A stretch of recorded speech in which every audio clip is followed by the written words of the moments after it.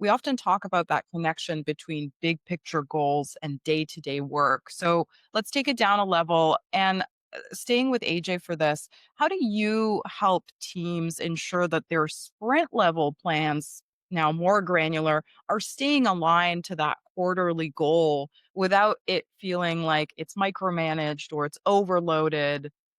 How do you manage that? Yeah, and I'm gonna use some of, Petra's sentiments here as well when she talks about structure. I'm gonna talk about infrastructure, and I'm not talking about, like, IT architecture, but more infrastructure of goals and alignment. And I think about OKRs I've seen a lot in the past where, hey, if you're setting out some really clear objectives and you have some key results and it ladders down, what you really want is a connection. You want a connection to every single piece of work to what's most important for our organization and for our customers. And by using the different technical tools, and I'm sure everyone's used a million different ones, but by using them and at times tagging them to those higher level outcomes or objectives that you're tying towards, you're making it clear what this is for and what the purpose is intended to be. Now, this often falls down when it doesn't really align to anything that's up there. And that should be a good moment to pause and feel empowered as a team and say, do we understand the why behind this work?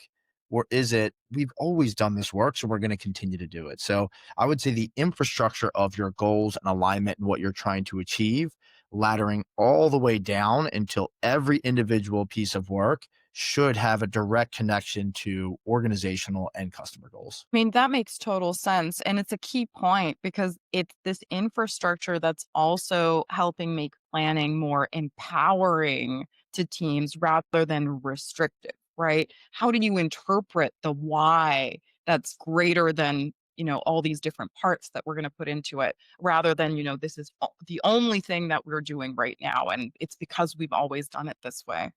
Petra, I imagine you've seen a lot of teams go through different cycles of either over planning or under planning. I've heard a lot of feedback in my day as well that this is like too much. This is too much to be really critiquing every little thing and how it aligns back to this bigger how and bigger why. What have you seen? What are some of the signs that a team's planning rhythm isn't really working for them anymore? And how can they adjust that to get back on track so that they're not over planning or under planning, but it's just right? I think that is like a secret sauce in trying to determine like what is right. I think one of the things that it's so funny. I'm literally gonna like piggyback off the AG right now, the why factor, right? I just came out of PI planning and it was like overcommitted, too much work, a lot of things in flight, and we really kind of pushed back and said, let's define the why, but most importantly, let's define the impact, right? Specifically working in marketing in general, you want to think about what is the actual impact that you're making with the work, right? A lot of times you go into planning with your massive to-do list and you have all these stakeholders that are eager to get their work done. But I think it's great when you can kind of challenge and think through, is the impact the right impact? Is the focus on the right things? And are we just planning work just to do work, right? I think a lot of times people feel that if they're not doing something, then they're not leading anything. Where what we should be doing is what is it that we're leading that's making the broader impact and goals that we're trying to achieve holistic, right? So as AJ is noting, is like, what is the why?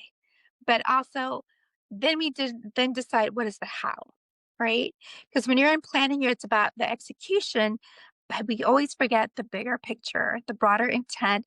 And when you have leaders really kind of holding a torch and saying, let's think about the impact we're bringing and defining the why, that's a meaningful, really impactful planning session. And that's how you get energy back in. Also, piggybacking off AJ as well, is like you want that energy and that drive. And one of the things we've even noticed, like post PI planning or even post planning in general, is when you have that conversation to say, look, our commitments were too high. Where can we search and really focus on the right teams? And what's been really exciting is when you see teams kind of get excited about, you know what, I can actually reduce this. This is more of like keeping the lights on, but I'd rather be part of this more impactful work, supporting this other sister team or partner team or whatever to really be more impactful with the work we're delivering.